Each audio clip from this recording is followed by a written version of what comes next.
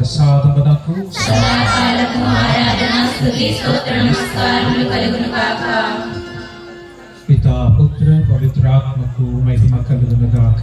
ఆదిలో కలిగినట్లే ఇప్పుడు సదాకాలము స్తోత్రము కలుగును గాక. పరిశుద్ధ పరమ దివ్య సుప్రసాదమునకు సదాకాలము ఆరాధన స్తుతి స్తోత్ర నమస్కారములు కలుగును గాక. పితా పుత్ర పవిత్రాత్మకు మహిమ కలుగును గాక.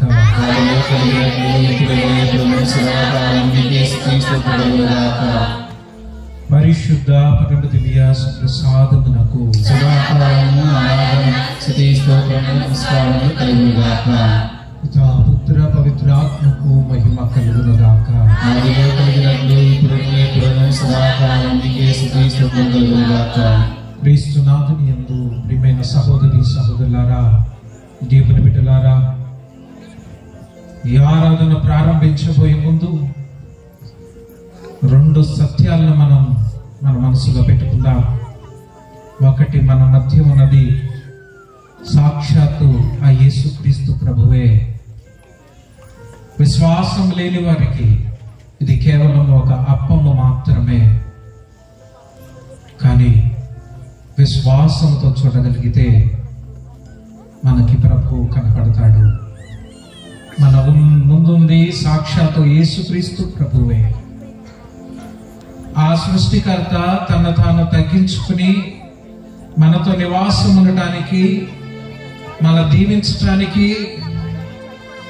మనతో కలిసి ప్రయాణం చేయటానికి ఇదిగో ఎల్లప్పుడూ కూడా ఈ అప్పం రూపంలో మనతోనే ఉంటూ ఉన్నాడు.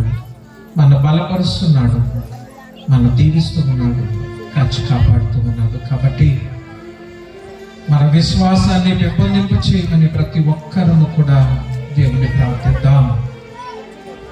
అయా, నా విశ్వాసము సన్నగిల్లకుండా చిన్నదైనటువంటి నా విశ్వాసాన్ని బలపరచు ప్రభా. నా మనోనేత్రాన్ని విప్పండి ప్రభా. నేను నిన్ను చూడలేకుండా ఉన్నాను. నా జ్ఞాన నేత్రాన్ని విప్పి ప్రభా, విశ్వాసపు నేత్రాలతో నిన్ను చూసే మహద్భాగ్యం నాకు దయచేయమని ప్రతి ఒక్కరూ తెలుసుకుని ప్రార్థన చేద్దాం. కాబట్టి మన మధ్య ఉన్నది ఆ ప్రభువే, సాక్షాత్తు ఆ యేసుక్రీస్తు ప్రభువే. నేను ఎల్లప్పుడూ మీతో ఉంటాను, మీ మధ్య ఉంటానని వాగ్దానం చేసిన దేవుడు ఇదిగో ఈ రూపంలో మన మధ్య ఉన్నాడు. అందుకనే ఆయన మనం ఆరాధిస్తూ ఉన్నాము, స్తుతిస్తూ ఉన్నాము, కనపరుస్తూ ఉన్నాము. రెండవ సత్యము మనం తెలుసుకోవాల్సింది, ఆయన మనకి దేవుడైతే, దేవుడు మన మధ్య ఉంటే మనం ఉన్నది ఆయన సన్నిధిలో. ఆయన సన్నిధిలో మనం ఉన్నాము. ఇంటికాడ ఉండటం వేరు, ఊర్లో ఉండటం వేరు, గదిలో ఉండటం వేరు, పొలాల్లో ఉండటం వేరు. కానీ ప్రభు సన్నిధిలో ఉండటము వేరు. భారము చేత అలసిపోయి సలసిపోయిన సమస్త జనులారా నా యొద్దకు రండు. ప్రభు తన సన్నిధికి మనందరినీ ఆహ్వానించారు. అందుకనే ఇదిగో మనము ఆయన సన్నిధిలో ఉన్నాము. దేవుని సన్నిధిలోనే మనకి స్వస్థత, దేవుని సన్నిధిలోనే మనకు ఓదార్పు, దేవుని సన్నిధిలోనే మనకు రక్షణ, దేవుని సన్నిధిలోనే మనము సమస్తము పొందుకుంటాము. కాబట్టి ఇళ్ళకాడున్న వాళ్ళు, దూరంగా ఉన్నవారు ప్రభు సన్నిధికి రావాల్సిందిగా ఇదిగో మొరపెడుతూ ఉన్నాము. ఇప్పటికైనా నా చెంతకు రండి, పూర్ణ హృదయంతో రండి, నా సన్నిధికి రండి, విరిగి నలిగినటువంటి హృదయాలతో రండి అని ప్రభు ఆహ్వానిస్తున్నారు. కాబట్టి దేవుణ్ణి మనం గుర్తిద్దాం, ఆయన ఆయన సన్నిధిలో ఉన్నామన్నటువంటి విషయాన్ని మరిచిపోక, ప్రభా నన్ను దీవించు, నా హృదయాన్ని తాకు, గాయపడినటువంటి నీ హస్తాన్ని నా శిరముపై ఉంచి ఆశీర్వదించు. ఎలయనా నీ సన్నిధిలోనే నాకు స్వస్థత, విడుదల, అభయము, కాపుదల, రక్షణ, ఇది నేను నమ్ముచున్నాను ప్రభా. నిన్ను నమ్ముట వలన నాకు సమస్తము సాధ్యమే అని నమ్మి ప్రభు నీ సన్నిధికి వచ్చినాను. కాబట్టి నన్ను దీవించని ప్రతి ఒక్కరము ఈ రెండు సత్యాలని ఈ సమయంలో మనసులో పెట్టుకుంటూ, మన మధ్య ఉన్నటువంటి ఆ గొప్ప దేవుణ్ణి, ప్రేమ స్వరూపుణ్ణి మనము స్తుతిస్తూ ఆరాధిస్తూ ఈ ఆరాధన కొనసాగిద్దాం. ముందుగా దేవునికి ఒక స్తుతి గీతము పాడుకుని ఆ తర్వాత స్తుతి ఆరాధన చేసుకుని మనము వాక్యంలోనికి వెళ్దాం. Praise the lord, praise the lord. అలాగే మోకరిల్లి మనందరము కూడాను దివ్య సప్రసాద ప్రభువు మన మధ్య కొలువై ఉన్నాడు. ఎంత మహాభాగ్యం! దేవుడే మన మధ్యకి విచ్చేసి తనకు దివ్య సాన్నిధ్యాన్ని మన మధ్య ఉంచుకుని, ముఖ్యముగా నిన్ను నన్ను దర్శించుకునే గొప్ప భాగ్యాన్ని ఇచ్చాడు. కాబట్టి అందరము కూడా ఆ దేవుని ఆరాధించి మహిమపరచుకున్నాం. తండ్రి వందనం, తండ్రి స్తోత్రం, యేసయ్యా వందనం, యేసయ్యా స్తోత్రం, ఆత్మదేవా వందనం, ఆత్మదేవా స్తోత్రం, ప్రియక దేవా వందనం, ప్రియక దేవా స్తోత్రం. Praise the lord, praise the lord, praise the lord. పరలోక తండ్రి ఆరాధనా, మా యేసు రాజా ఆరాధనా, ఆదరణకర్త ఆత్మదేవా నీకే ఆరాధనా.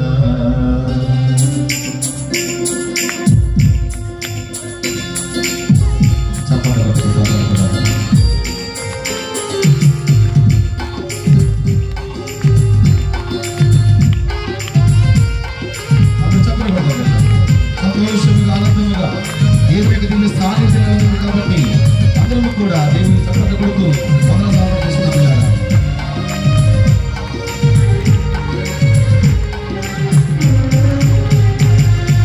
పరలోక తండ్రి ఆరాధనా, పరలోక తండ్రి ఆరాధనా, పరలోక తండ్రి ఆరాధనా. అందరూ పడాలి. పరలోక తండ్రి ఆరాధనా, పరలోక తండ్రి ఆరాధనా,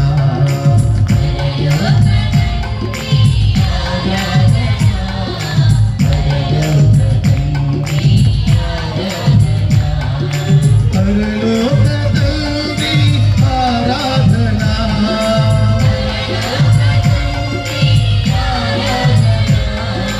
పరలోక తండ్రి ఆరాధనా,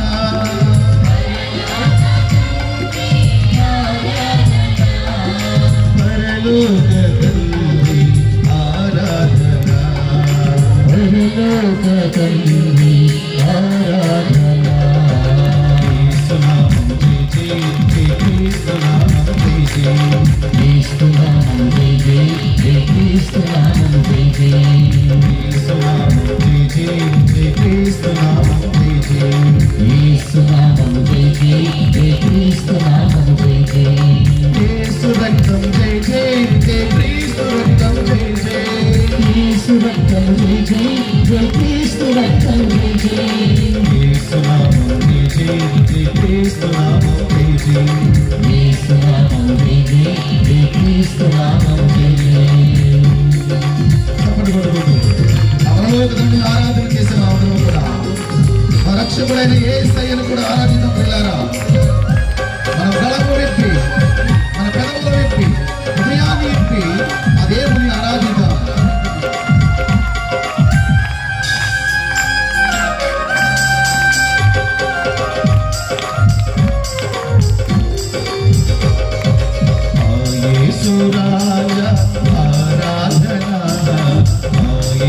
రాజా ఆరాధనా మా యేసు రాజా ఆరాధనా మా యేసు రాజా ఆరాధనా మా యేసు రాజా ఆరాధనా మా యేసు రాజా ఆరాధనా మా యేసు రాజా ఆరాధనా మా యేసు రాజా ఆరాధనా మా యేసు రాజా ఆరాధనా మా యేసు రాజా ఆరాధనా మా యేసు రాజా ఆరాధనా మా యేసు రాజా ఆరాధనా మా యేసు రాజా ఆరాధనా మా యేసు రాజా ఆరాధనా హల్లెలూయా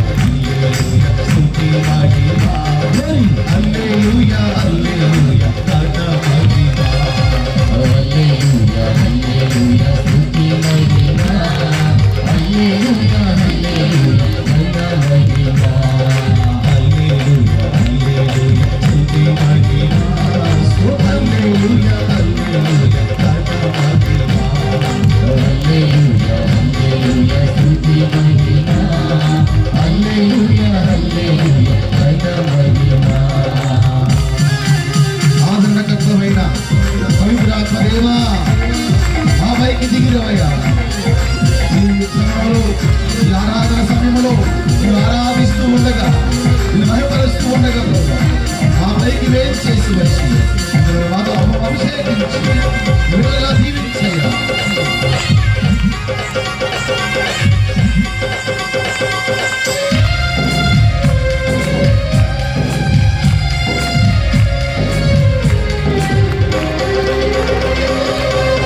పావనాత్మ ఆరాధనా మా పావనాత్మ ఆరాధనా మా పావనాత్మ ఆరాధనా మా పావనాత్మ ఆరాధనా పావనాత్మ ఆరాధనా మా పావనాత్మ ఆరాధనా మా పావనాత్మ ఆరాధనా మా పావనాత్మ ఆరాధనా మా పావనాత్మ ఆరాధనా మా పావనాత్మ ఆరాధనా మా పావనాత్మ ఆరాధనా మా పావనాత్మ ఆరాధనా మా పావనాత్మ ఆరాధనా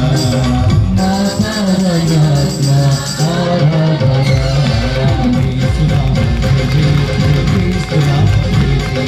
యేసు నామం జయ జయ జయ క్రీస్తు నామం జయ జయ యేసు నామం జయ జయ జయ క్రీస్తు నామం జయ జయ యేసు రక్తం జయ జయ జయ క్రీస్తు రక్తం జయ జయ యేసు రక్తం జయ జయ జయ క్రీస్తు రక్తం జయ జయ యేసు రక్తం జయ జయ జయ క్రీస్తు రక్తం జయ జయ యేసు రక్తం జయ జయ జయ క్రీస్తు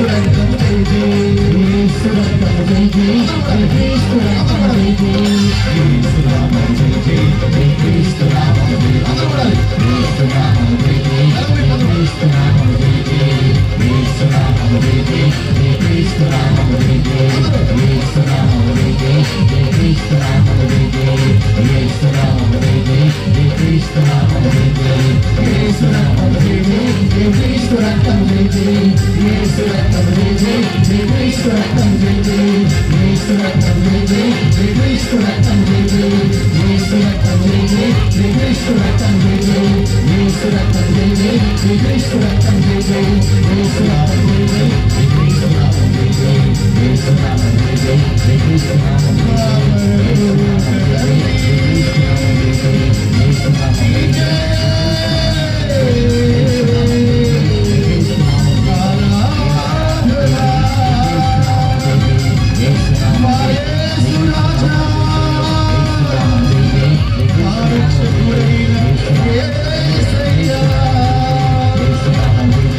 Yeah.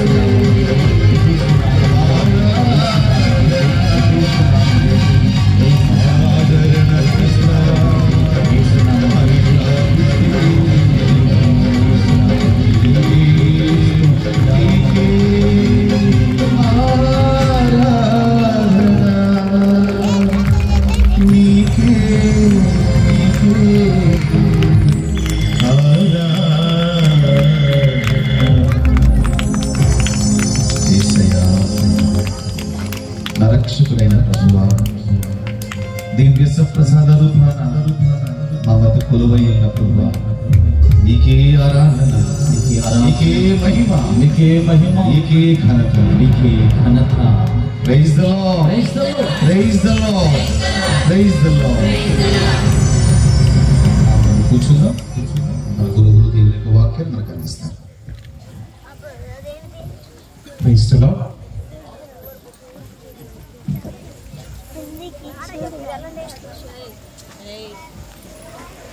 లూకా సువార్త 13వ అధ్యాయము 1వ వచనము నుండి 9వ వచనం వరకు. లూకా సువార్త 13వ అధ్యాయము 1వ వచనము నుండి 9వ వచనం వరకు.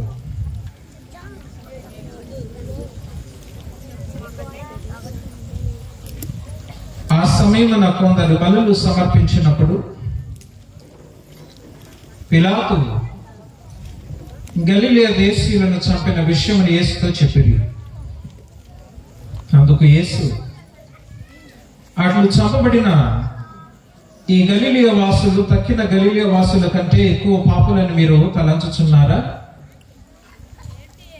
కాదు, హృదయ పరివర్తనము చెందనిచో మీరందరూ అట్లే నాశనమగుదురని మీతో చెప్పుచున్నాను. సిలోయము అను బురుజు కూలి దాని క్రింద పడి మరణించిన 18 మంది తక్కిన యెరూషలేము నివాసుల కంటే ఎక్కువ అపరాధులని ఎంచుచున్నారా? కాదు, హృదయ పరివర్తనము చెందనిచో మీరందరూ అట్లే నాశనమగుదురని మీతో చెప్పుచున్నానని పలికెను. పిమ్మట యేసు ఈ ఉపమానమును చెప్పాను. ఒకడు తన ద్రాక్ష తోటలో అంజురపు చెట్టు నాటించెను. అతడు ఆ చెట్టు పండ్లు కొరకు చూచాను, కానీ అతనికి ఏమీ దొరకలేదు. అప్పుడు అతడు తోటమాలితో, ఇదిగో, నేను 3 ఏళ్ల నుండి ఈ అంజురపు చెట్టు పండ్లు కొరకు వచ్చుచున్నాను, కానీ నాకు ఏమీ దొరకలేదు. దీనిని నరికి వేయము, ఇది వృధాగా భూమిని ఆక్రమించుట ఎందుకు అనెను. అందుకు తోటమాలి, అయ్యా, ఇంకొక 7 ఓపిక పట్టుడు, నేను దీని చుట్టూ పాదు చేసి ఎరువు వేసెదను. ముందుకు ఫలించినా సరి, లేనిచో కొట్టిపారవేయుడు అని పలికెను. ఇది ప్రభు సువిశేషము. Praise the lord, praise the lord. ఒక నిమిషం కళ్ళు మూసుకుని అందరం తలవంచుదాం, ప్రార్థనలోకి దొరుకుతాం. దివ్య సప్రసాద రూపములో మా మధ్య వేంచేసి వచ్చిన యేసుక్రీస్తు ప్రభువా, దేవా, నీ వాక్యము మా పాదములకు దీపము, మా త్రోవలకు వెలుగై ఉన్నది. ఆ వాక్యాన్ని ఈ సమయంలో మేమందరము కూడా నిర్మలమైన మనసులతో ధ్యానం చేస్తూ ఉండగా, నీ వాక్యాన్ని విని మేమందరము కూడా రక్షణ పొందుకోవటానికి ఇక్కడ చేరి ఉండగా, ముందుగా మాకు, నీ బిడ్డలందరికీ నీ ఆత్మ నడిపింపును దయచేయండి ప్రభా. ఈ ప్రాంగణమంతా కూడా ప్రభు నీ ఆత్మతో నింపండి. నీ మాటలు నా నోట ఉంచండి ప్రభు. నువ్వే నీ ప్రజలతో మాట్లాడండి. నీ వాక్యాన్ని వింటున్నటువంటి నీ బిడ్డలు శ్రద్ధతో, మంచి మనసులతో గ్రహించి తమ జీవితాలను అన్వయించుకుని ప్రభు, పరీక్షించుకుని ప్రభు, తమ జీవితాలను మార్చుకోవడానికి అవకాశాన్ని దయచేయండి ప్రభా. నీ వాక్యాన్ని విన్న మేము హృదయం కఠినపరుచుకొనక మారు మనసు పొంది మా జీవితాలను సరిదిద్దుకుని నీ మార్గంలో నడవటానికి ప్రభా, నీ వెలుగు పొందుకోవటానికి, నీ జీవాన్ని పొందుకోవటానికి మాకిచ్చిన ఈ కృపాకాలాన్ని మేము సద్వినియోగపరుచుకునే భాగ్యం, ధైర్యము, విశ్వాసము, నిరీక్షణ, నీ యందు ప్రేమను దృఢపరచమని, ఈ వాక్య పరిచర్య, ఈ ఆరాధన జరిగే సమయంలో మాకు ఎటువంటి అంతరాయం కలగకుండా ఈ ప్రాంగణం అంతా నీ ఆత్మతో, నీ దూతల ఆధీనంలో ఉంచి మా ప్రతి ఒక్క హృదయాన్ని గద్దించమని, నిద్రలేపమని, నీ వాక్యాన్ని మా హృదయంలో పదిలపరచమని మీ కుమారుడు మా ప్రభువైన క్రీస్తు ద్వారా ఈ మనవి చేయించున్నాము. Praise the lord, praise the lord, praise the lord, praise the lord, praise the lord, praise the lord. ప్రభునందు ప్రియమైన సహోదరి సహోదరులారా, ముందుగా అనిల్ ఫాదర్ గారికి కృతజ్ఞతలు.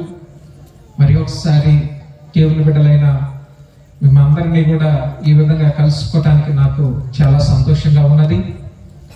గడిచిన సంవత్సరాల్లో ప్రభు ఆశీర్వదించగా పొందుకున్నటువంటి బైబిల్ జ్ఞానమే కావచ్చు, జీవితం నుండి నేర్చుకున్న కొన్ని సత్యాలు మరి ఈ సమయంలో వాక్య రూపంలో మీతో పంచుకోవాలనుకుంటున్నాను. కాబట్టి మనందరము కూడా దేవుని సన్నిధిలో ఉన్నామన్న విషయం మర్చిపోకుండా శ్రద్ధతో వాక్యాన్ని విని మనందరి జీవితాలు మార్చుకోవడానికి ప్రయత్నం చేద్దాం. మనందరము తపస్కాలంలో ఉన్నాము. తల్లి తిరుసభ మనకి ఈ కృపాకాలాన్ని మారు మనసు పొందటానికి, మన జీవితాన్ని సరిదిద్దుకుని తిరిగి దేవుని మార్గంలోనికి నడవటానికి తల్లి తిరుసభ ఈ గొప్ప విలువైన సమయాన్ని మనకిచ్చింది. ఈ 40 దినాల్లో మనం ఎక్కువగా ప్రార్థన గురించి, పశ్చాత్తాపముల గురించి, ఇంకా అనేకమైనటువంటి విషయాల గురించి వింటూ ఉన్నాం. ప్రత్యేకించి ఈ రోజున నేను ఎన్నుకున్నటువంటి అంశము హృదయ పరివర్తన.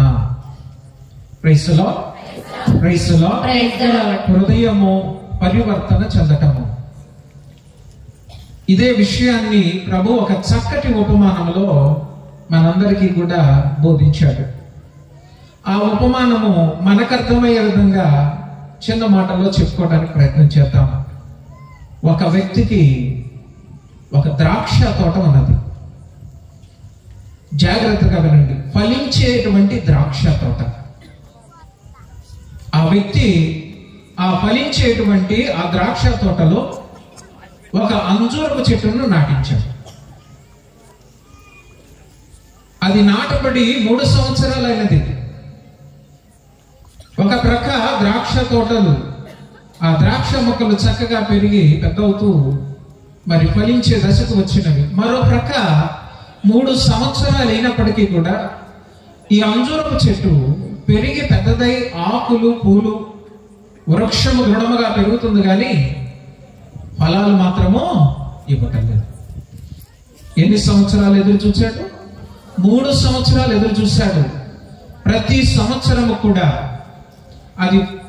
అది ఫలించాల్సినటువంటి సమయానికి ఆ చెట్టు దగ్గరకు వచ్చి ఆ యజమానుడు ఫలము కోసం ఎదురు చూస్తూ ఉన్నాడు.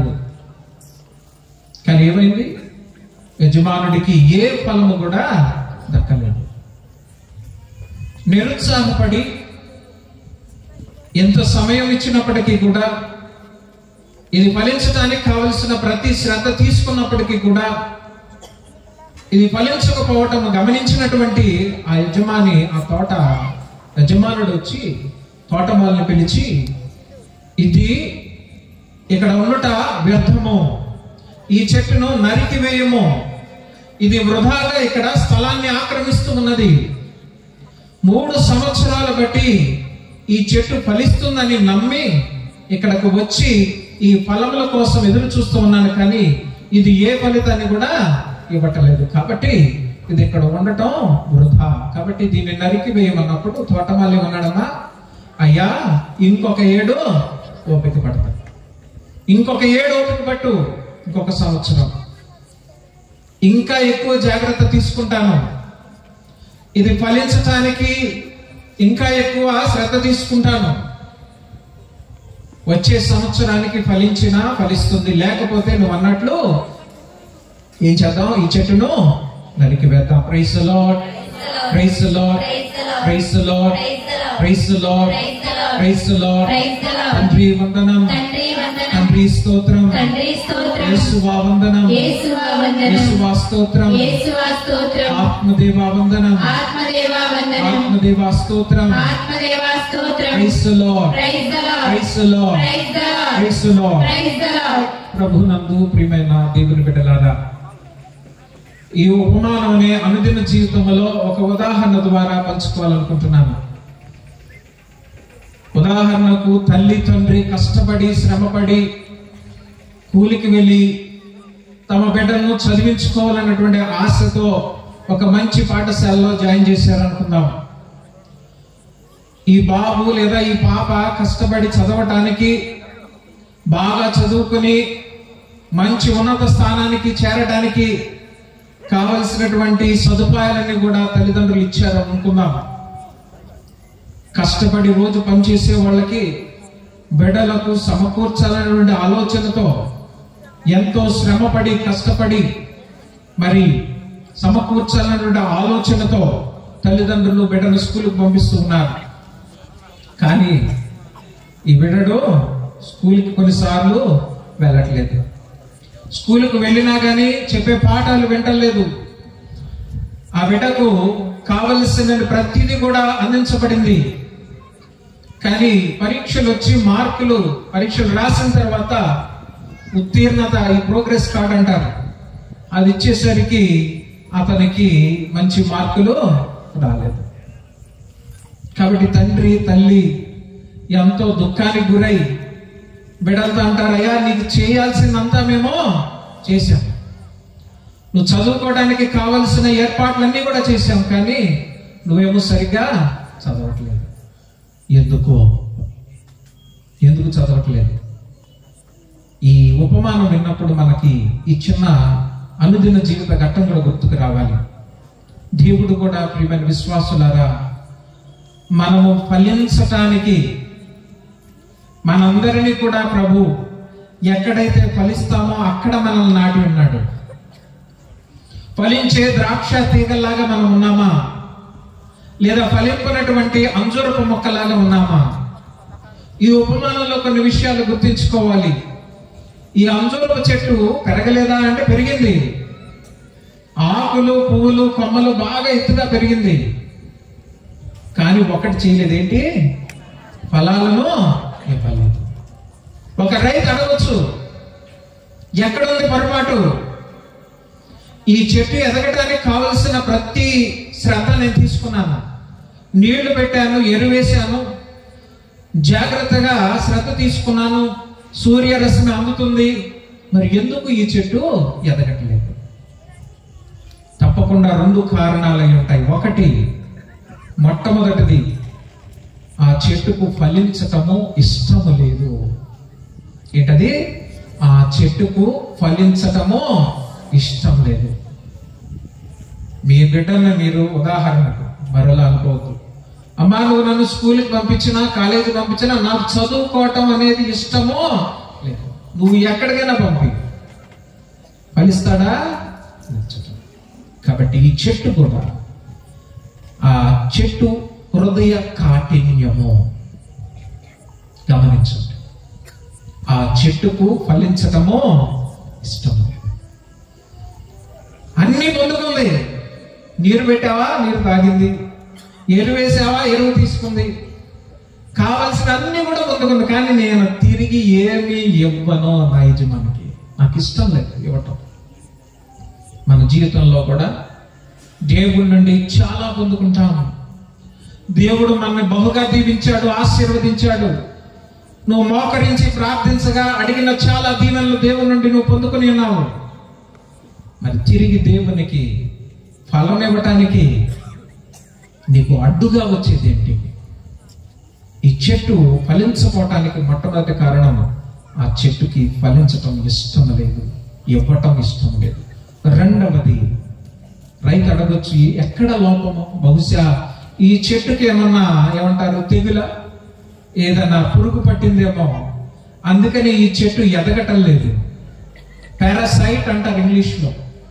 ఇది ఎంత ప్రమాదం అంటే, ఇది చెట్టు లోపలికి వెళ్ళి లోపల భాగం నుండి తినుకుంటా వస్తుంది. బయటకు మాత్రం ఈ చెట్టు చాలా పచ్చగా కనబడుతూ ఉంది, కానీ ఫలాన్ని ఇవ్వటం. ఎందుకు? లోపల ఒక చెద లేదా పురుగు దీన్ని తినుకుంటూ వస్తూ ఉంది. కాబట్టి ఎంత శ్రద్ధ తీసుకున్నా, ఎంత నీరు పెట్టినా, ఎరువు వేసినా ఈ చెట్టు ఫలించటం లేదు.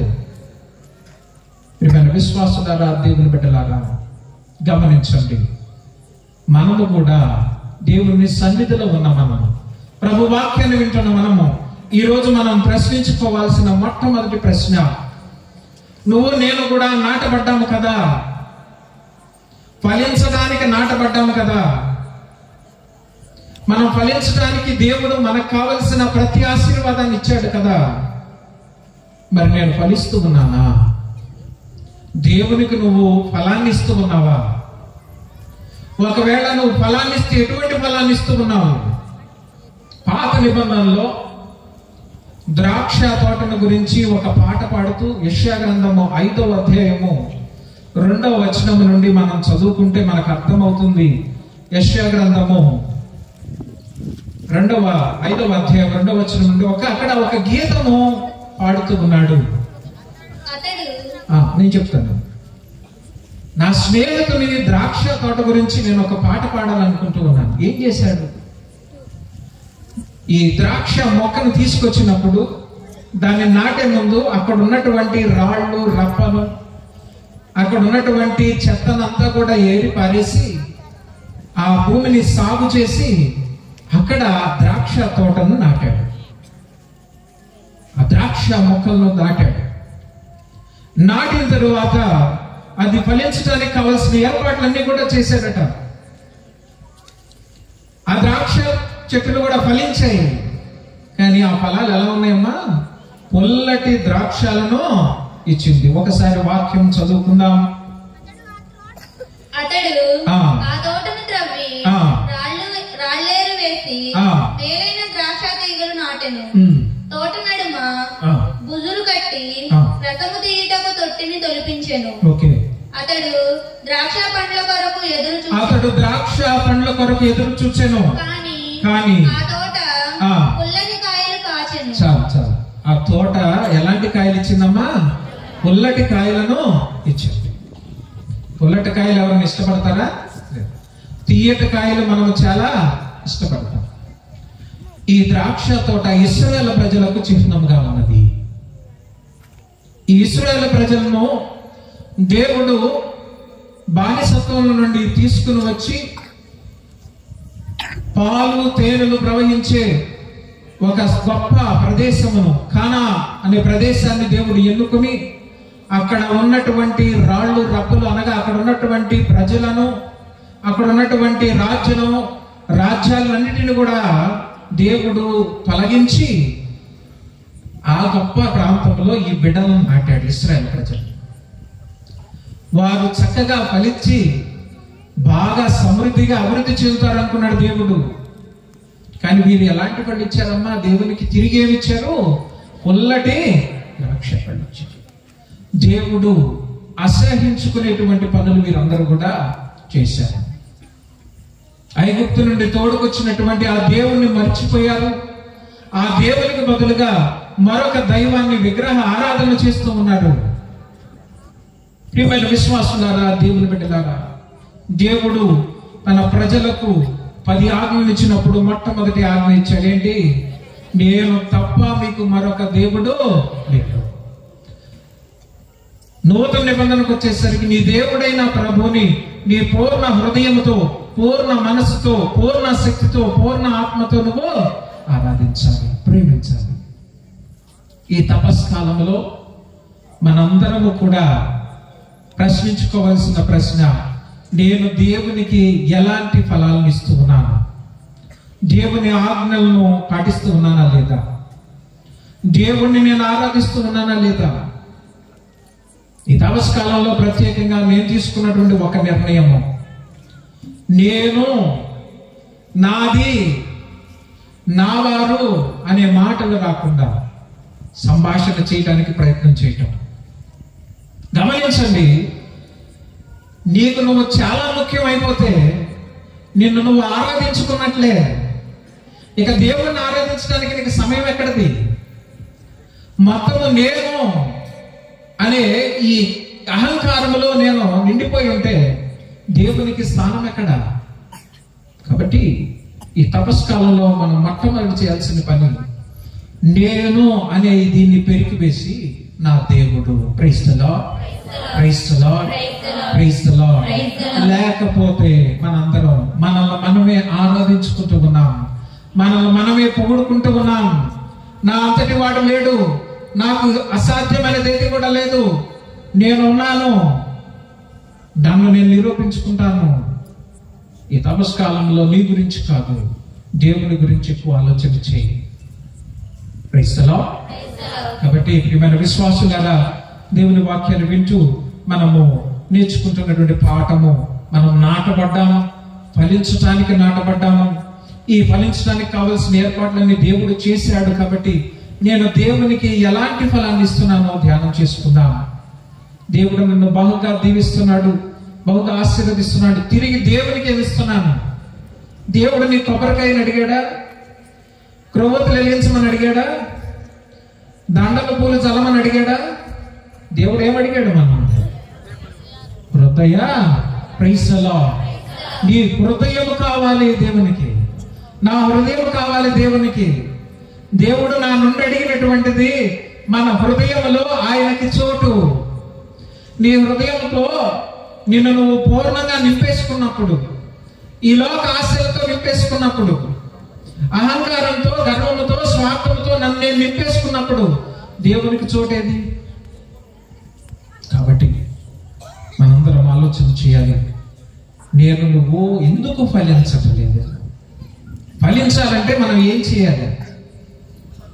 దేవుడు మనకి ఎంతగా దీవెనిచ్చాడు కదా, నేను తిరిగి దేవునికి ఎలాంటి ఫలాన్ని ఇవ్వాలి? ఆత్మ పరిశీలన చేసుకుందాం ప్రియమైన దేవుని బిడ్డలారా. అందుకనే ఈరోజు మనం ధ్యానం చేస్తున్నాం, నేను ఫలించకపోవటానికి కారణం ఏంటి? నా ఫలము నిలిచి ఉండపోవటానికి కారణం ఏమిటి? దేవునికి నేను ఏమిస్తూ ఉన్నాను? నా జీవితము, నా ప్రార్థన, నా ఉపవాసము దేవునికి ప్రీతికరంగా ఉంటుందా? నేను పశ్చాత్తాపడుతున్నాను కదా, నా పశ్చాత్తాప లోతెంత? నా పరివర్తన లోతెంత? యెహెజ్కేలు గ్రంథంలో ప్రభు అంటూ ఉన్నాడు 18వ అధ్యాయంలో, దేవుడు నా నుండి నీ నుండి కోరుకునేది ఏంటంటే హృదయ పరివర్తన.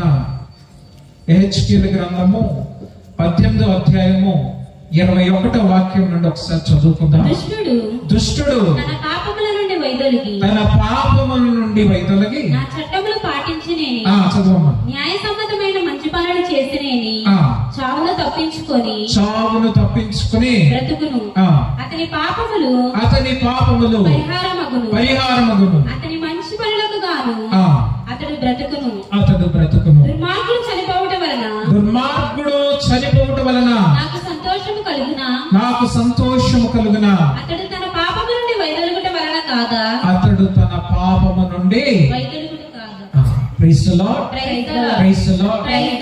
గమనించండి ప్రియమైన విశ్వాసులారా, దేవుడు మన నుండి కోరుకునే మొట్టమొదటిది మనందరము కూడా ఫలించాలి. రెండవది, దేవుడు మనందరికీ ఈరోజు బోధిస్తూ ఉన్నాడు, మనందరము కూడా మన పాపములో, మన దుష్టత్వములో, మన బలహీనతలో మరణించడం దేవునికి సంతోషకరము కాదట. నా బలహీనతను నేను తెలుసుకుని, నా పొరపాటును నేను తెలుసుకుని, ఎప్పుడైతే నేను మారు మనసు పొందుతూ ఉన్నానో దేవుడు నన్ను బట్టి సంతోషిస్తాడు. ఈ నా పాపానికి, నాకు రాబోయే చావుకు మధ్య దేవుడు నీకు సమయాన్ని ఇస్తూ ఉన్నాడు. ఈ నా బలహీనతకి, నేను చేసే దుష్ట కార్యాలకి, నాకు రాబోయే చావుకు మధ్య కొద్దిగా సమయం ఉన్నది కదా. ఆ సమయంలో అనేక సార్లు దేవుడు నేను పరివర్తన చెందటానికి, మారు మనసు పొందటానికి నాకు, మీకు, మనందరికీ కూడా దేవుడు అవకాశాన్ని ఇస్తూ ఉన్నాడు. మనం ఫలించకపోవడానికి కారణము తెలుసుకున్నాం. ఒకటి, మన హృదయ కాఠిన్యము. నేను మారను, నేను ఎవరి కోసం మారను, నేను ఎందుకు మారాలి? మన హృదయ కాఠిన్యము. పరివర్తన చెందకపోవటానికి మనలో ఉన్నటువంటి మన హృదయ కాఠిన్యము, మన హృదయాన్ని మనం కఠినం చేసుకుంటూ ఉన్నాం. రాయిలోకి నీటి చొక్కేదని వెళ్తుందమ్మా? ఈ స్పాంజ్ ఉంది కదా, అది ఏం చేస్తుంది? మొత్తం కూడా తీర్చుకుంటుంది. మన హృదయము రాతి గుండెలాగా మారినప్పుడు, అది కూడా పాపానికి అలవాటు పడి, బలహీనతకు అలవాటు పడి, దోషాలకు అలవాటు పడి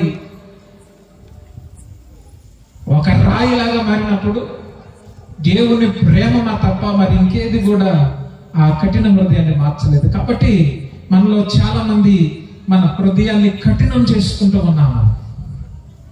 అనేక తప్పులు, అనేక పొరపాట్లు తెలిసి చేసి, తెలియక చేసి మన హృదయాన్ని కఠినం చేసుకుంటున్నాం. కాబట్టి మనం ఆ పాపములో మరణించడానికి దేవునికి ఇష్టం లేదు. మరణించడానికి దేవునికి ఇష్టం లేదు. అందుకనే దేవుడు మనకి విలువైనటువంటి సమయాన్ని ఇస్తూ ఉన్నాడు. దేవుడు అంటూ ఉన్నాడు, ఒక తప్పు చేసినటువంటి వ్యక్తి ఎప్పుడైతే తన తప్పు తెలుసుకుని మారు మనసు పొంది ఆ తప్పుడు మార్గాన్ని విడిచి దేవుని మార్గాన్ని నడుస్తాడో అతడు తప్పకుండా బ్రతుకుతాడు. Praise the lord, praise the lord. నేను ఎప్పుడైతే నా తప్పు తెలుసుకుని నా మార్గాన్ని సరి చేసుకుని ఇది దేవుని మార్గము కాదు, ఈ మార్గంలో వెళ్తే నేను దేవుని దగ్గరికి వెళ్ళాలని నేను తప్పు సరిదిద్దుకుని ఎప్పుడైతే దేవుని మార్గంలో నేను నడుస్తానో నేను బ్రతికిపోతాను అంటుంది వాక్యం. కాబట్టి మనందరం ఏం చెందాలంట? మన హృదయాన్ని పరివర్తన చెందాలి, మారు మనసు పొందాలి. అయితే ఈ పరివర్తన లోతు ఎలా ఉంటుంది? పరివర్తన చెందటం ఏంటి? మారు మనసు పొందటం ఏంటి? ఒక ఉదాహరణ తీసుకుందాం. మత్తయి సువార్తలో తీసుకుందాం. 5వ అధ్యాయాన్ని ఒకసారి తీసుకుందాం. మత్తయి సువార్త 5వ అధ్యాయం 21వ వాక్యము. నరహత్య చేయరాదు, నరహత్య కావించువాడు తీర్పునకు గురియగునని పూర్వులకు శాసించబడిన మాట మీరు విన్నారు కదా. నేను ఇప్పుడు మీతో చెప్పినదేమనగా, తన సోదరునిపై కోప్పడువాడు తీర్పునకు గురియగును, తన సోదరుని అవమానపరచువాడు న్యాయసభ ముందుకు వచ్చును, తన సోదరుని అవివేకి అని పిలిచిన వాడు నరకాగ్నిలోనికి లోనగును. చాలా ఒక చిన్న ఉదాహరణ తీసుకుందాం. నరహత్య చేసేవాడు మారు మనసు పొందాడు అనుకుందాం. నరహత్య చేసేవాడు హత్యలు చేయటం మారినంత మాత్రాన పరివర్తన చెందినట్ట? హత్యలు చేసేవాడు తన చేతిలో ఉన్నటువంటి ఆ కత్తిని గాని పారవేసి ఇక నేను హత్య చేయటం లేదు కదా, నేను పూర్తిగా సంపూర్ణంగా మారు మనసు పొందానంటే మారిపోయినట్టేనా? వాక్యం అంటుంది, దేవుడు ఎంత లోతుగా నన్ను ఎలామంటున్నాడంటే గమనించండి, నేను హత్య చేయటం మానేశాను కాబట్టి పరివర్తన చెందాను అనుకుంటే పొరపాటు పడిన వాళ్ళమే. దేవుడు అంటున్నాడు, హత్య చేయడానికి దారి తీసేటువంటి నీ కోపము, ఆ కోపములో నువ్వు వాడేటువంటి మాటలు, నువ్వు వాడేటువంటి దుర్భాషపు మాటలు, నువ్వు చేసేటువంటి ఆలోచన, అతను నేను నాశనం చేయాలి, కీడు తలపెట్టాలి, అతడు ఈ భూమి మీద ఉండకూడదు అనేటువంటి ఆలోచన కూడా ఉంటే మనందరం కూడా తీర్పునకు గురి అవుతాం. కాబట్టి మన పరివర్తన లోతు ఎంత ఉందో మనందరం కూడా ప్రశ్నించుకోవాలి. మన పరివర్తన, హృదయ పరివర్తన పరిపూర్ణం ఎప్పుడవుతుందంటే మన ఆలోచనలు, మన హృదయం నుండి వచ్చేటువంటి తలంపులు, కోరికలు, మన నోటి నుంచి వెలువడేటటువంటి మాటలు, మన నడుచుకునే నడవడిక, ప్రవర్తన, ఇవన్నీ కూడా మారినప్పుడే మన పరివర్తన సంపూర్ణముగా ఉన్నట్టు. Praise the lord, praise the lord. హృదయ ఆలోచన ఎరిగినటువంటి దేవుడు, మన హృదయాలు తెలిసినటువంటి దేవుడు నీ హృదయంలోనికి తొంగి చూస్తాడు. కాబట్టి మనం ఎవరు కూడా దేవుణ్ణి మోసం చేయలేము. ఈ రోజుల్లో జరిగేటువంటి హత్య ఏంటో తెలుసా? ఈ రోజుల్లో మన చేతిలో ఉన్న ప్రతి ఒక్కరి చేతిలో ఉన్నటువంటి కత్తి ఏంటో తెలుసా? ఏంటి? నాలుక. ఒక నాలుక ప్రతి ఒక్కరికి ఇవ్వబడినటువంటిది. దీనికి ఎముక లేదు, ఎటుపడితే అటు తిరుగుతుంది. ఈ నాలుక నుండి వెలువడేటువంటి మాటలు చాలా పదులుగా ఉంటాయి. అయితే మనిషిని కూలబడతాయి లేదా మనిషిని లేవనెత్తుతాయి. ఈ నాలుక ఎంతో ప్రమాదకరమైనటువంటిది. ఈ రోజుల్లో మనిషిని ఎలా హత్య చేస్తున్నారో తెలుసా? నలుగురు కలుస్తారు, ఐదుగురు కలుస్తారు, చుట్టూ చేరుతారు. అక్కడ లేనటువంటి వ్యక్తిని ఒకరిని మాటల్లో తీసుకొస్తారు, అతని పేరు పాడు చేస్తారు. అతన్ని ఇంగ్లీష్లో అంటారు క్యారెక్టర్ అసాసినేషన్. అతని వ్యక్తిత్వాన్ని చంపుతూ ఉంటాడు. అది ఈ రోజుల్లో మనందరికీ ఉన్నటువంటి బలహీనత, మనందరం చేస్తున్నటువంటి తప్పు ఇదే మనం చేస్తున్నటువంటి నరహత్య. వ్యక్తిని బ్రతికుండగానే మన మాటలతో మనము హింస పెట్టి చంపేస్తూ ఉన్నాం.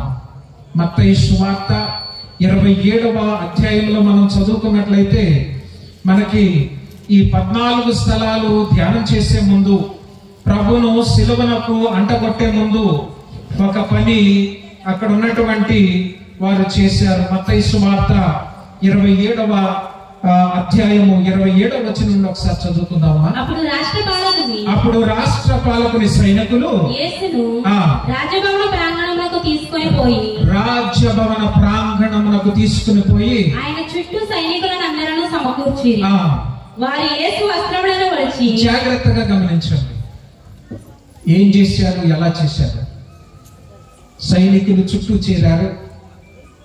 యేసు ప్రభు వస్త్రాలను వలిచి ఎర్రని అంగీని ధరింపచేసి ముండ్ల కిరీటము నల్లి ఆయన శిరముపై పెట్టిరి. చదువు. కుడి చేతిలో రెల్లు నుంచిరి. మరియు ఆయన ముందు మోకరిల్లి, యూదుల రాజా నీకు జయము అని అవహేళనము చేసిరి.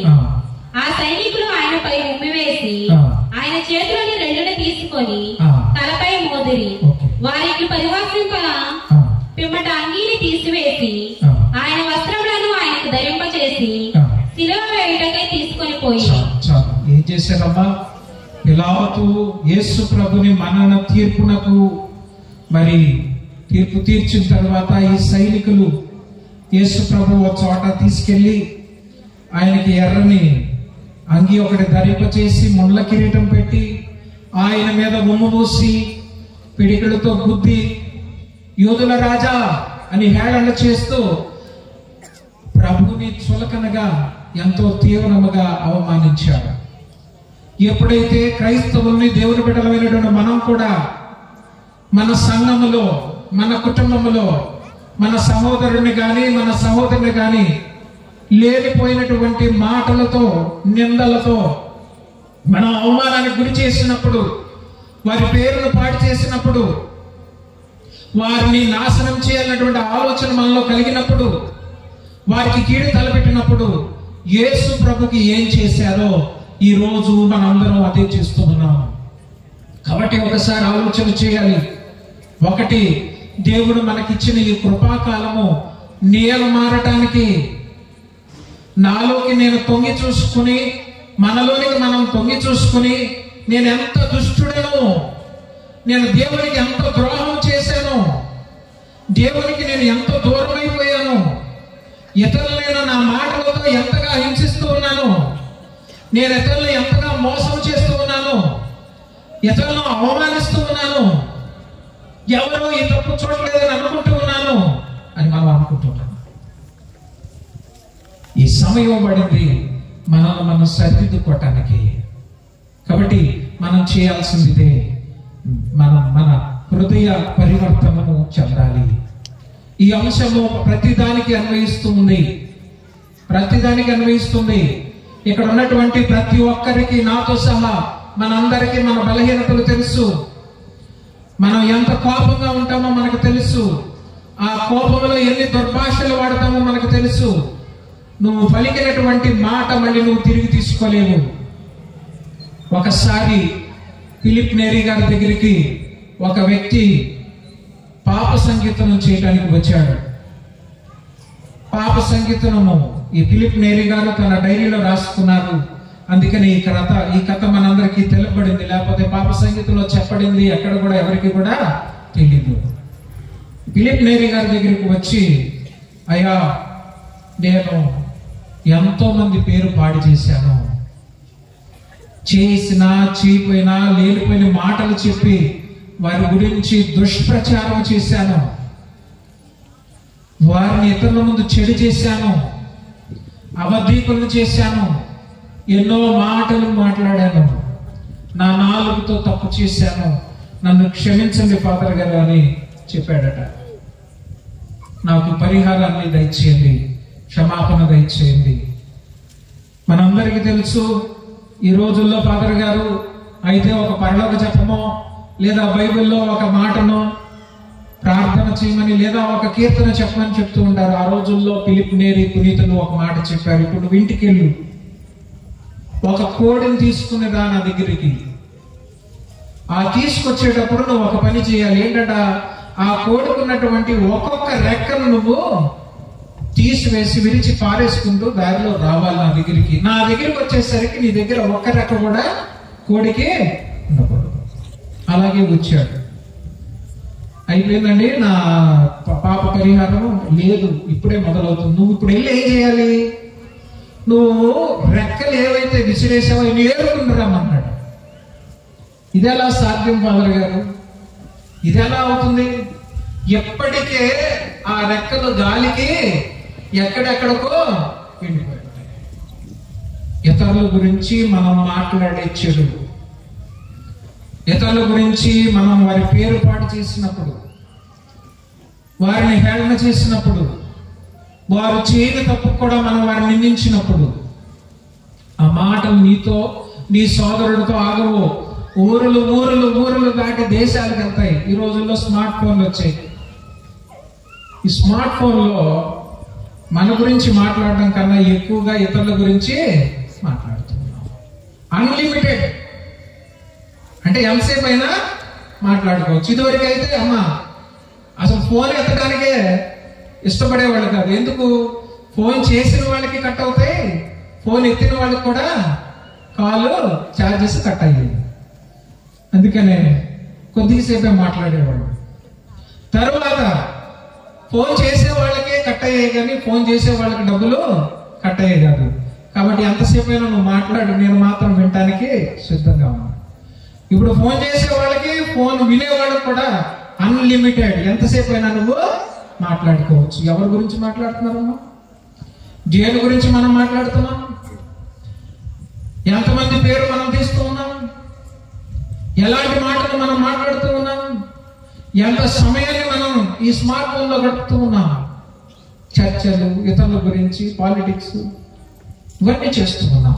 కాబట్టి దేవుని వాక్యాన్ని వింటున్నాం. మనందరము కూడా ఈ విషయాన్ని గమనించుకోవాలి. ఎప్పుడైతే మనం ఇలా చేస్తున్నామో, యేసు ప్రభుకి ఈ సైనికులు, పిలాతుడు ఏం చేశాడో మనం కూడా అదే చేస్తూ ఉన్నాం. కాబట్టి మనలో ఏ ఒక్కరికి ఆ అధికారం లేదు. ఎప్పుడైతే నేను ఇతరుల తీర్పుకు గురి చేస్తానో, ఇతరుల గురించి నేను తీర్పు చెప్తానో, నేను కూడా తీర్పు నాకు గురవుతాను. నువ్వెవరు తీర్పు తీర్చడానికి? నేనెవరిని తీర్పు తీర్చడానికి? తీర్పు తీర్చేవాడు భగవంతుడు ఒక్కడే. Praise the lord, praise the lord, praise the lord. గట్టిగా చప్పట్లు కొట్టి దేవుని స్తుతించుదాం. తీర్పు తీర్చేవాడు భగవంతుడు ఒక్కడే. నేను, నువ్వు, మనందరము పాపాత్ములమే, దేవునికి వ్యతిరేకంగా ద్రోహం చేసిన వాళ్ళమే.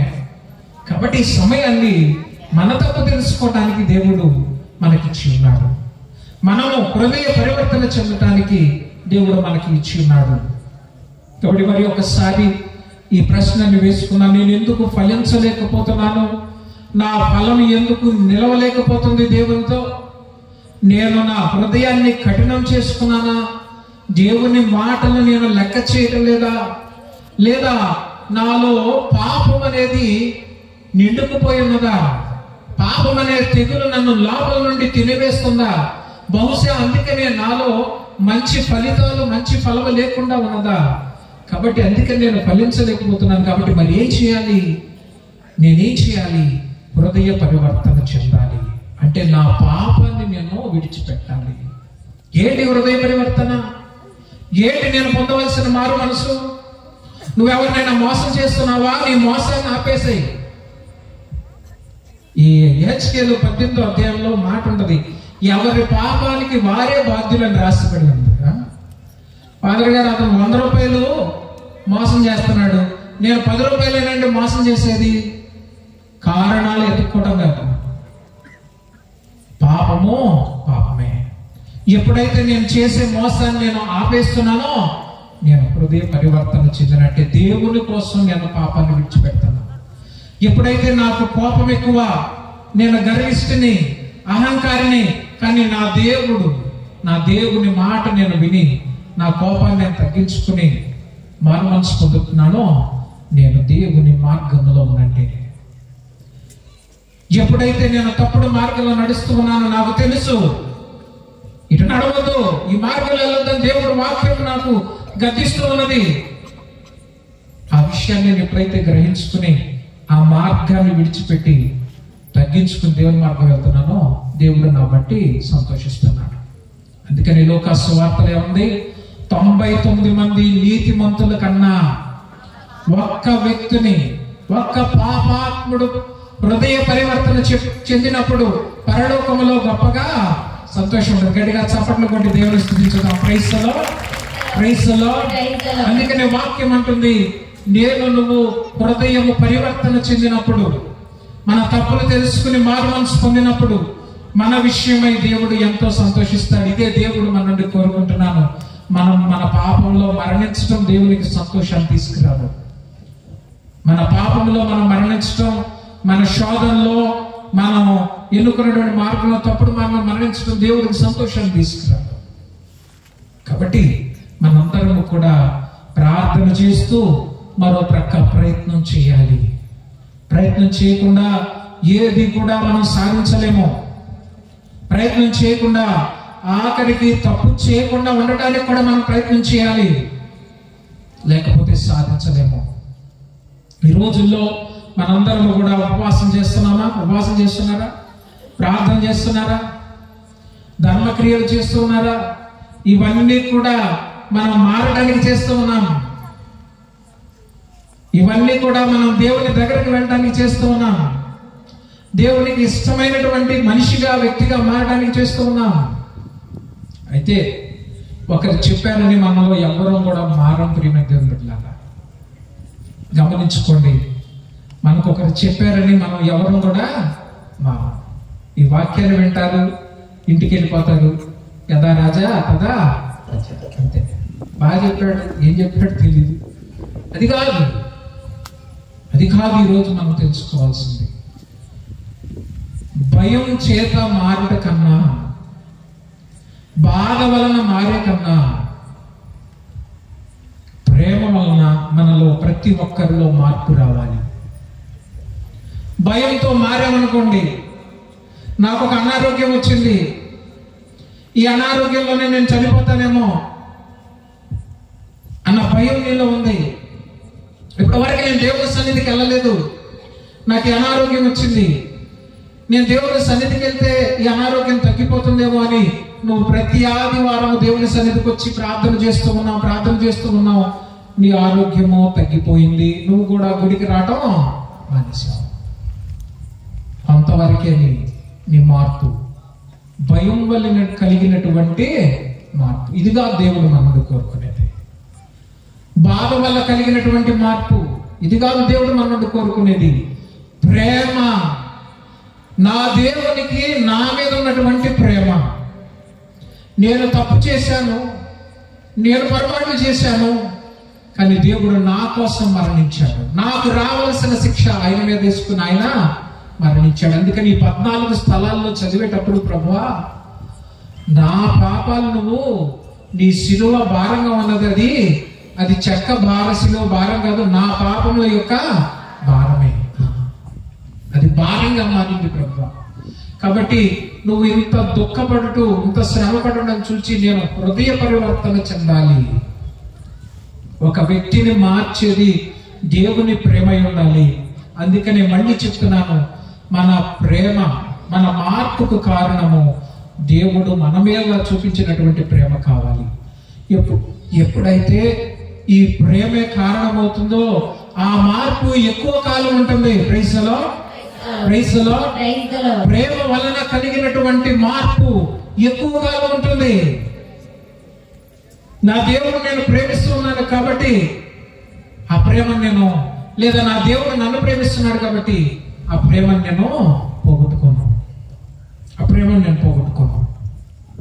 దానికోసమైనా నేను మారమనసు పొందుతానే మనందరము కూడా దేవుని సన్నిధికి వచ్చి మరి మొరపెట్టుకోవాలి. ఒక్కసారి మరి ఈ పాటను పాడుకుని మనందరము కూడా మళ్ళీ వాక్యాన్ని కొనసాగించుకున్నాం. చిన్నగా ముగించుకుందాం. దేవా పాపిని నిన్నాశ్రయించాను,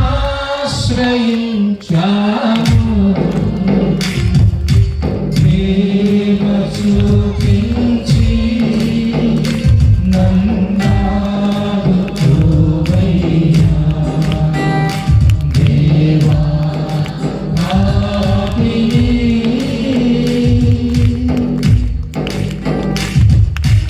అపరాధినై అందుగనై అపవాదితో అనుచేయునై, అపరాధినై అందుగనై అపవాదితో అనుచేయునై, సంచరించి చీకటిలో వంచన చేసి ఎందరిలో, వంచన చేసి ఎందరిలో దేవా పాపిని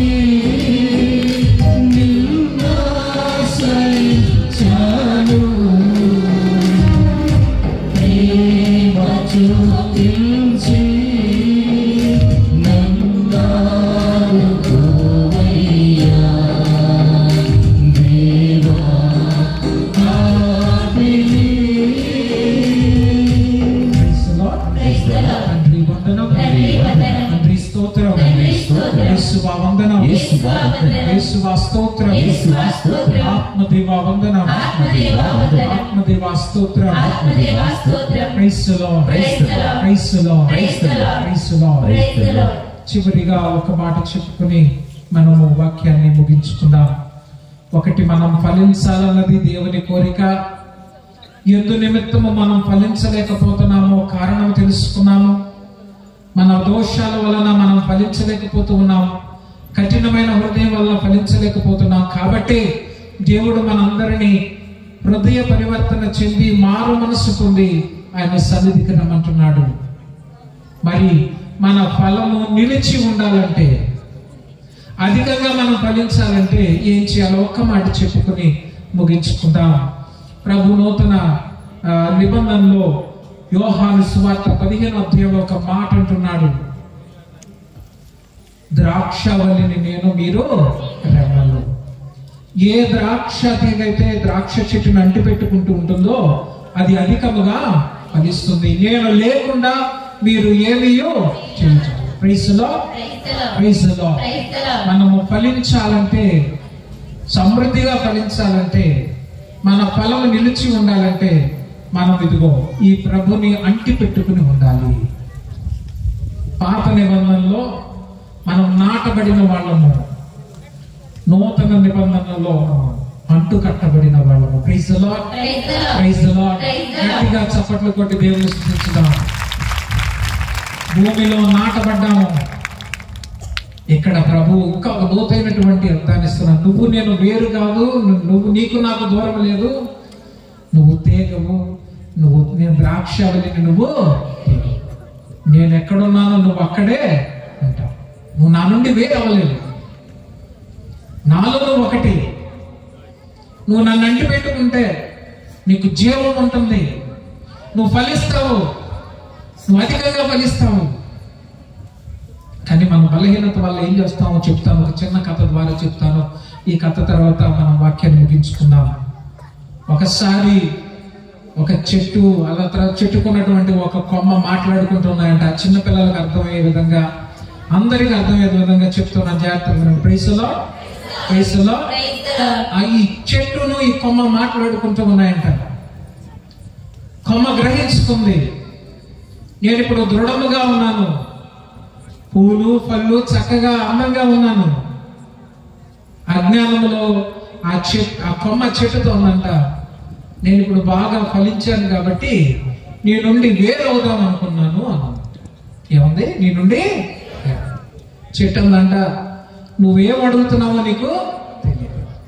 అజ్ఞానంలో నువ్వు అడుగుతున్నావు, నువ్వు అడిగేది నీకు అర్థం కావట్లేదు. లేదు లేదు, నేను నీ నుండి వేరవ్వాలనుకుంటున్నాను, నేను ఎక్కడున్నా కానీ ఫలిస్తానని అనుకుంటున్నాను. చాలాసార్లు ఈ కొమ్మ చెట్టుని అడిగిందంట, నేను నుండి వేరవ్వాలనుకుంటున్నాను, నా అంతటా నేను ఉండాలనుకుంటున్నాను, నాకు తెలుసు నేను ఫలిస్తాను, నువ్వు అవసరం లేదు నాకు ఇక. కానీ చెట్టు ఈ కొమ్మను విడిచిపెట్టట్లేదట. గమనించండి, పదాక అడగటం వల్ల ఒకసారి అందంట, నువ్వు అడిగావు కాబట్టి నేను ఒప్పుకుంటున్నాను. ఇది ఒక కల్పితమైన కథ, నేను రాశాను చిన్నగా అర్థం చేసుకోవటానికి. అయితే అడిగావు కాబట్టి నేను, నాకు ఇష్టం లేకపోయినా ఒప్పుకుంటున్నాను, నువ్వు అజ్ఞానంలో ఉన్నావు, నువ్వు అడిగేదేంటో నీకు తెలియదంటే సరే అన్నంట. ఈ కొమ్మ చెట్టు నుండి తాను విరుచుకుందన్న. చెట్టు నుండి వేరైనటువంటి కొమ్మకి ఏం జరుగుతుందమ్మా? ఫస్ట్ ఆకులు పూలు ఇవన్నీ కూడా వాడిపోతాయి. ఆ తర్వాత పచ్చగా ఉన్నటువంటి ఆకులు ఎలా మారుతాయి? పసుపచ్చగా ఒక్కసారి ఎండిపోతుందా? తర్వాత క్రమేణా ఈ ఆకులు, ఈ పూలు ఇవన్నీ కూడా వడిలిపోయి రంగు మారిపోయి ఎండిపోవటం మొదలు పెట్టిందట. ఈ కొమ్మ చెట్టు నుండి వేరై పూర్తిగా పడిపోయేటప్పుడు ఆ కొమ్మ చెట్టుతో అన్నటువంటి మాట, ఇప్పుడు నేను తెలుసుకున్నాను, నా అంతటా నేను ఫలించలేను, నాకు జీవం వచ్చేది నీ నుండే, నీతో లేకుండా నేను జీవింపలేను, నాకు జీవం లేదు, నీ నుండి వేరైతే నాకు వచ్చేది మరణమే. చాలా చక్కటి కథ, చిన్న కథ అయినప్పటికీ కూడా మనలో ప్రతి ఒక్కరము గ్రహించుకోవాల్సినటువంటి విషయము, దేవుణ్ణి మనము అంటి పెట్టుకుని ఉండాలి. చేప ఏ విధంగా నీటిలోనే బ్రతుకుతుందో, ఒక కొమ్మ ఏ విధంగా చెట్టుతో ఉన్నప్పుడే అది దాని నుండి జీవాన్ని పొందుకుని బ్రతుకుతుందో, మనలో ప్రతి ఒక్కరము కూడా దేవుణ్ణి అంటి పెట్టుకున్నప్పుడు, దేవుని ఆత్మ మనలో ఉన్నప్పుడు, ఆయన వాక్యం మనలో ఉన్నప్పుడు, ఆ వాక్యానుసారం మనము ఆయనకు దగ్గరగా జీవిస్తున్నప్పుడు, ఇంకా పరిశుద్ధ దివ్య బలి పూజలో కథోలిక క్రైస్తవులైనటువంటి మనము ఆయన్నే ఈ అప్పము రూపంలో జీవముగా మనం పొందుకున్నప్పుడు మనలో జీవం ఉంటుంది. Praise the lord. మనం పచ్చగా ఉంటాము. ఏ చెట్టు పచ్చగా ఉంటుంది? సెలయేటి నీటి వద్ద ఉన్నటువంటి చెట్టు ఎప్పుడు పచ్చగా. మొదటి కీర్తన మొదటి అధ్యాయంలో మనం చదువుతూ ఉన్నాం. ఏ చెట్టు అయితే సెలయేటి నీటి వద్ద ఉంటుందో, అది ఎండాకాలం కావచ్చు, లేకపోతే ఆ నీటి మడుగు ఎండిపోవచ్చు, కానీ అది ఈ ప్రక్కనే ఉండటం వల్ల దాని ఆకులు ఎప్పుడు కూడా వాడవు, సకాలంలో పూలు పండిస్తుంది. కాబట్టి మనందరము కూడా దేవుణ్ణి అంటి పెట్టుకుని ఉండాలి. చాలా మంది మనలో ఈ వాక్యం చాలు, క్రీస్తు ప్రభు శరీరం మనకు అవసరం లేదనుకుంటూ ఉన్నాం. ప్రియమైన దేవుని బిడ్డలారా, ఈ మరియ తల్లి 100 వసంతాల పండగ రాకముందు, ఆ ముందు ఆదివారం ఆ విశ్వాసులందరికీ కూడా తైలముతో అభిషేకం చేసి వారికి ఒక గొప్ప సాక్ష్యాన్ని చెప్పాను. ఆసుపత్రిలో, నేను సెయింట్ ఆన్స్ అమెరికన్ ఆసుపత్రిలో వెళ్ళినప్పుడు ఒక వ్యక్తికి కిడ్నీస్ 2 పాడైపోయినాయి, డయాలసిస్ చేస్తూ ఉన్నారు. ఆ సహోదరి ఏమి తిన్నా కానీ వామిటింగ్ అయిపోయేది. అంటే ఏమి తిన్నా కానీ వామిటింగ్ అయిపోయేది, ఏది నిల్చుండేది కాదు. పూజ అయిపోయిన తర్వాత నా చేతిలో ఈ దివ్య సప్రసాద ప్రభుని, క్రీస్తు ప్రభు శరీరాన్ని తీసుకుని ఈ పేషెంట్లు అస్వస్థ ఉన్నటువంటి వారి గదికి వెళ్ళి వారికి దివ్య సప్రసాదాన్ని అడిగిన వారికి ఇచ్చేవాడిని ప్రార్థన చేసి. గమనించండి, ఆ భర్త చెప్పినటువంటి మాట, ఆమె చెప్పిన ఫాదర్ గారు ఏది తిన్నా బయటకు వచ్చేస్తుంది, కానీ దివ్య సప్రసాదాన్ని నేను స్వీకరించినప్పుడు నాలోనే ప్రైజ్ ది లార్డ్ గట్టిగా చప్పట్లు కొట్టి దేవుని స్తుతించుతాం. జీవం ఇవ్వబడుతూ ఉన్నది. ఈ రోజు కూడా మనలో జబ్బు లేదా అనారోగ్యం వస్తే డాక్టర్ దగ్గరికి వెళ్ళొద్దని అంటల్లా. ఈ రోజు కూడా నేను చెప్పే సాక్ష్యము, ప్రతి పూజలో ప్రభు, పరమ వైద్యుడైన ప్రభు నేను తాకుతూ ఉన్నాను, నువ్వే నా ఔషధము, నువ్వే నాకు దివ్య ఔషధము. ఈ లోకంలో డాక్టర్లు ఇచ్చేది నీకు శారీరకమైన ఆరోగ్యాన్ని తీసుకొస్తుందేమో, కానీ నా దేవుడు నాకు ఆత్మీయ ఆరోగ్యాన్ని, సంపూర్ణమైనటువంటి ఆరోగ్యాన్ని ఇస్తాడు, స్వస్థనిస్తాడు. ప్రభు నువ్వు మాత్రమే నాకు దివ్య ఔషధము. ఈ రోజుకి కూడా మనలో ఉన్నటువంటి ఆయన స్వీకరించినప్పుడు ఈ విశ్వాసము, మనకి ఇవ్వబడినటువంటి అతి గొప్ప వరం ఈ విశ్వాసము. ప్రభువా, ఈ అప్పంలో ఉన్న నువ్వు నిజముగా నువ్వే, నేను స్వీకరిస్తున్నాను అన్నప్పుడు మన రోగము పూర్తిగా అటు ఎక్కువ అవ్వదు, ఇటు తక్కువ అవ్వదు. అంటే ఎలీషా ప్రవక్త ఆమెతో అన్నమాట, నీ కుండలో ఉన్నటువంటి పిండి తరిగిపోదు, నీ దాంట్లో ఉన్న నూనె తరిగిపోదు. అంతే, దేవుడు నీ ఆరోగ్యాన్ని ఉంచుతాడు. అందుకనే మన కథోలిక దివ్య బలి పూజలో, విశ్వాసంలో అతి గొప్ప అంటే సెంటర్ పాయింట్ అంటాం ఇదే. అందుకనే ఫాదర్ గారు కూడా మొట్టమొదటి దివ్య సప్రసాదాన్ని స్థాపించి మనందరం వాక్యాన్ని ధ్యానం చేద్దాం. ప్రభు మనతోనే ఉన్నాడు, ఇమ్మానుయేలు దేవుడు మనతో ఉన్నాడు. కాబట్టి ఈ పూజకు సిద్ధపడుతున్నటువంటి మనము కూడా తెలుసుకోవాలి, ఇంకా ఇది విడిచి వెళ్ళిపోయిన వాళ్ళు, పేతురుతో కూడా ప్రభు అన్నాడు, అందరూ వదిలి వెళ్ళిపోతున్నారు, నువ్వు కూడా వెళ్ళిపోతావా? ప్రభు మేము ఎక్కడికి పోగలం? నిత్య జీవపు మాటలు కలవాడు నువ్వు, నిత్య జీవపు మాటలు కలవాడు. కాబట్టి నువ్వు జీవాన్ని ఇచ్చేవాడు, నిత్య జీవితానికి నన్ను కాపాడేవాడు, కాబట్టి నిన్ను మాత్రం నేను వదలను. కాబట్టి ఈరోజు దేవుని వాక్యాన్ని వింటూ ఈ సన్నిధిలో ఉన్న ప్రతి ఒక్కరు కూడా తెలుసుకోవాలి, ఈ మార్గాన్ని వదిలి వెళ్ళిపోయిన వారు కూడా తెలుసుకోవాలి, మళ్ళీ మీరు తిరిగి రావాలి. ఈ ప్రభు లేనిదే, ఈయన అంటి పెట్టుకున్నదే, ఈయన స్వీకరించందే మనలో జీవము లేదు, నిత్య జీవితానికి మనము కాపాడబడము. కాబట్టి మీకు అందరికీ కూడా మరి ఒకసారి ప్రత్యేకమైనటువంటి వందనాలు, కృతజ్ఞతలు. మనందరము కూడా ఈరోజు గృహాలకు వెళుతూ ఈ 3 మాటలను మనతో తీసుకెళ్దాం. దేవుడు నన్ను నాటి ఉన్నాడు, నేను ఫలించాలని కోరుకుంటున్నాడు, నేను ఫలిస్తున్నానా? ఒకవేళ ఫలం ఇస్తే ఎలాంటి ఫలాన్ని ఇస్తున్నాను నేను? ఒక భర్తగా, ఒక భార్యగా, ఒక సహోదరిగా, ఒక గురువుగా, ఒక అమ్మగారిగా, ఒక మిత్రుడిగా ఇతరులకు నేను ఎలాంటి ఫలాన్ని ఇస్తున్నాను?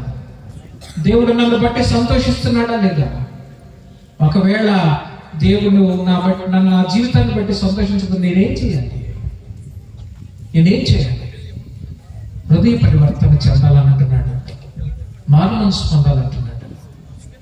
కాబట్టి నా హృదయ పరివర్తన ఎంత లోతుగా ఉన్నది? పైన పూతలాగా ఉన్నదా? సంపూర్ణముగా ఉన్నదా? అంటే నా ఆలోచనలు, నా మాట, నా ప్రవర్తన, నా నడవడిక, నా జీవిత ఆశయాలన్నీ కూడా నేను మార్చుకోవాలి.